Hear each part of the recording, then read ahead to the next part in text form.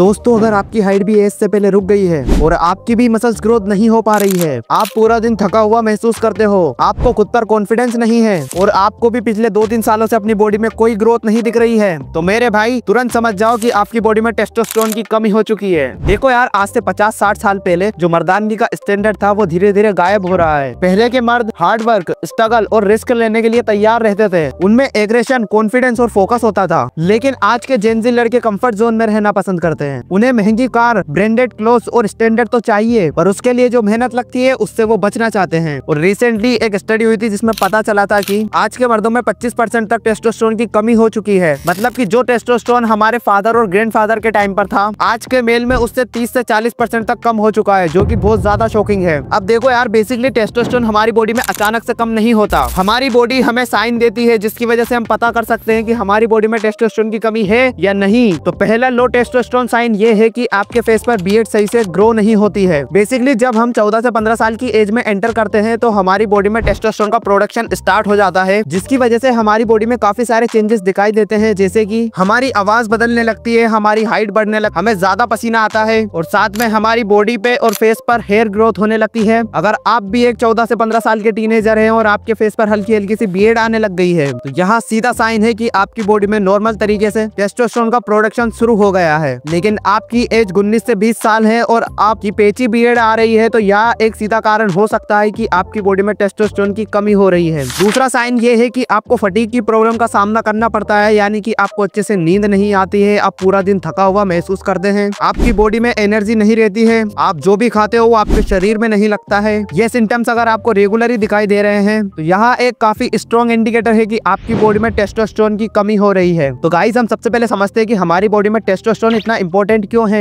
देखो यार, टेस्टोस्टेरोन एक मेल सेक्स हार्मोन है जो कि हमारी टेस्टिकल में प्रोड्यूस होता है। यहाँ हार्मोन हमारी बॉडी को ये सिग्नल देता है कि हमारी मसल्स स्ट्रॉन्ग बने, हमारी बोन स्ट्रॉन्ग हो, हमारी बॉडी में हेयर ग्रोथ अच्छे से हो, हमारी वॉइस डीप हो, और हाँ, ये हमारी सेक्स ड्राइव की परफॉर्मेंस को भी कंट्रोल करता है। तो अब आपको समझ में आ गया होगा कि टेस्टोस्टेरोन हमारी बॉडी के लिए इतना ज्यादा इंपॉर्टेंट क्यों है। तो इसीलिए मैं आज आपको ऐसा साइंटिफिकली सोल्यूशन देने वाला हूँ जो कि नेचुरली आपके टेस्टोस्टेरोन को बूस्ट करेगा, जिसके रिजल्ट आपको अगले 7 दिन में दिखना शुरू हो जाएंगे। तो अगर आप भी अपनी कमजोर पर्सनालिटी को ट्रांसफॉर्म कर एक हाई वैल्यू मैन का ऑरा बिल्ड करना चाहते हो, तो दोस्तों जल्दी से कमेंट में आई एम स्ट्रॉन्ग लिखकर मेरे साथ इस वीडियो में अंत तक बने रहो, क्योंकि आज से आपकी लाइफ बदलने वाली है। देखो यार, टेस्टोस्टेरोन बूस्ट करने से पहले हम ये जानेंगे कि हमारी बॉडी में टेस्टोस्टेरोन की किस वजह से कमी हो रही है। Mistake number 1। तो देखो यार, अगर तुम भी दिन भर अपने फोन और लैपटॉप को लेकर एक कमरे में बंद रहते हो, तो यहाँ एक बड़ी वजह हो सकती है तुम्हारी बॉडी में टेस्टोस्टेरोन के कम होने की। देखो यार, टेस्टोस्टेरोन जो प्रोड्यूस होता है उसमें बेसिकली 2 मेजर हार्मोन का रोल होता है, जिसमें पहला है विटामिन डी और दूसरा है जिंक, और ये दोनों न्यूट्रिशन टेस्टोस्टेरोन के प्रोडक्शन के लिए बहुत जरूरी होते हैं। और आज की जनरेशन में दोनों